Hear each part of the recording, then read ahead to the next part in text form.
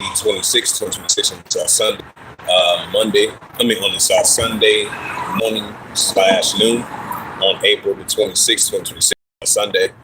And the title of the outside lesson going to be the Joel chapter 3, verse 1 to verse 14. And that's going to be the title of the outside lesson. So hopefully this be edifying through the spirit, power, grace, and mercy of Yahweh Yahshua.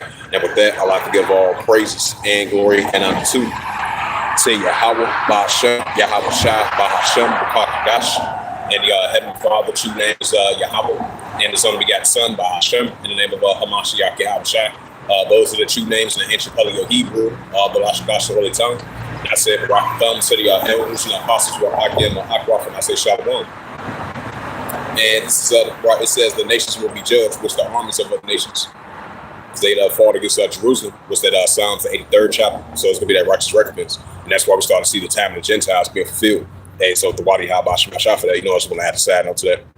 And this is the book of Luke 21 and verse 24. Yeah, Luke 21, verse 24. It says, Luke 21, verse 24, it says, they shall fall by the edge of the sword, right? The Israelites, 70 AD. It says they shall fall by the edge of the sword, and they shall be led captive unto all nations. Right, because our forefathers' ancestors been scattered and captured among all nations. It says they shall be fall by the edge of the sword, they shall be led captive unto all nations. Right, the northern kingdom, the southern kingdom, and Jerusalem. Right, Jerusalem's the people for its place. It says shall be tried down to the time Gentiles fulfilled. Right, so Jerusalem should be tried down to the time Gentiles fulfilled. So we are in the process and stages of this coming to full effect, coming past being fulfilled. Of the time of the Gentiles, so almost been fulfilled. As we're still seeing the nations being gathered up over there in Western Asia.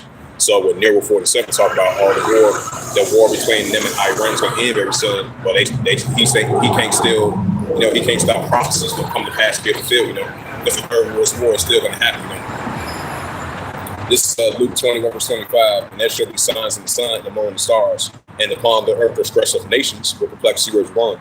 Right, so we start to see that Deuteronomy chapter 30, verse 7, taking toll on these armies of all nations, but they fought against Jerusalem. Psalms 83rd chapter.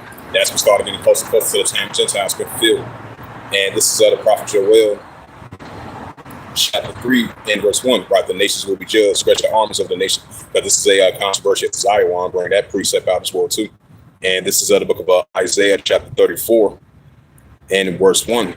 It says, come near ye nations and to hear or hearken ye people, and let the earth hear and all the things that reign in the world, all the things that come forth out of it. Isaiah chapter 34, verse 2, for the indignation of Yahweh is upon all nations, is the fury upon their armies, definitely on their armies. He's going to use that righteous penance against these armies once again, just like he did before, because we know the Heavenly Father, he's our righteous man's power. He's a man of war. Exodus 2, verse 3. He had utterly destroyed them and had delivered them to the slaughter. He's going to do that once again. But the church and the Father's like a whirlwind, so he's going to rain fire on these armies of nations.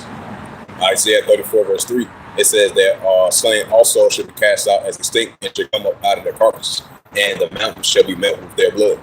Isaiah chapter 34, verse 4, it says, and all the hosts of heaven shall be dissolved, and the heavens shall be rolled together as a scroll, and all the hosts, it says, all their hosts shall fall down as a leaf falleth from the vine, as a falleth from the fig tree. Isaiah chapter 34, verse 5. For my sword shall be bathed in heaven, behold, and it shall come down upon Idumea. Right, it's going to come down upon Idumea once again, Esau, Edom.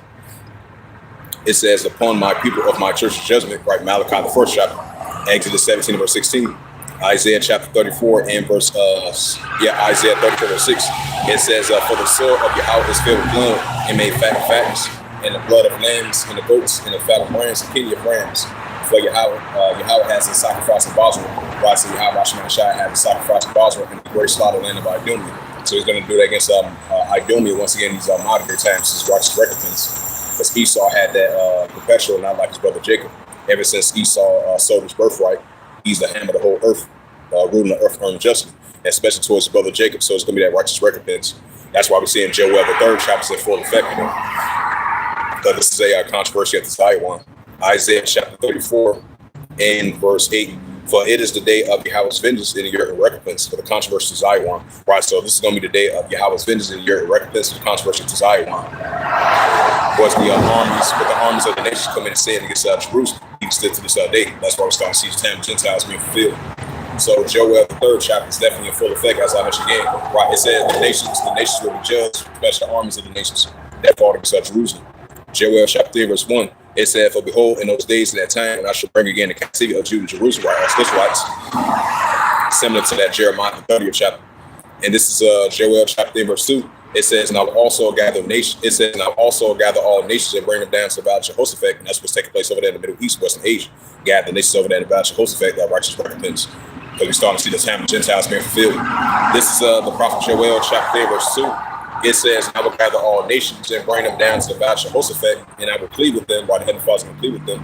It says, "And I will plead with them for my people and for my heritage Israel, whom they had scattered among the nations part of his land." Right, they had scattered us, our forefathers and ancestors, and then they had the part of the heavenly Father's land instead of these did. So it's going to be that righteous recompense of these armies of nations, guiding his people and the part of his land as well too. This is Joel chapter 3, verse 3. "They have cast lots upon my people, right? The heavenly Father's people, as Israelites. They have given a boyful heart so the girl for wine that they will drink," right? So the heavenly Father required that which is past, and he's going to require that in these times as well too, that righteous recompense time. So this is the prophet Joel chapter 3, verse 4. It says, "Ye would have you to do with me, O Tyre and Zidon," right? Those Hamitic nations, especially those Hamitic army nations. It says, "in all the coast of Palestine," right? Those Philistines and those Cushites and Ishmaelites as well too. It says, "Will you render me a recompense? And if you recompense me swiftly and speedily, then I will turn that recompense upon your own head." Right, so Yahweh Shemai is going to have that modern day recompense upon their own head. Not Isaiah, I meant to say Joel, the prophet Joel, chapter 3, verse 5. "Because you have taken my silver and my gold," right, the Israelites, Jerusalem, to Zion. "Because you had taken my silver and my gold and carried them into your temple, my goodly present things." Joel chapter 3, verse 6. "The children also of Judah and the children of Jerusalem have you sold unto the Grecians," right, the Edomites. And so there's going to be that righteous recompense. The heavenly Father, I forgot about that. He required that was past, and he required that in these times. And that's why we're starting to see that Deuteronomy chapter 30, verse 7 is taking toll.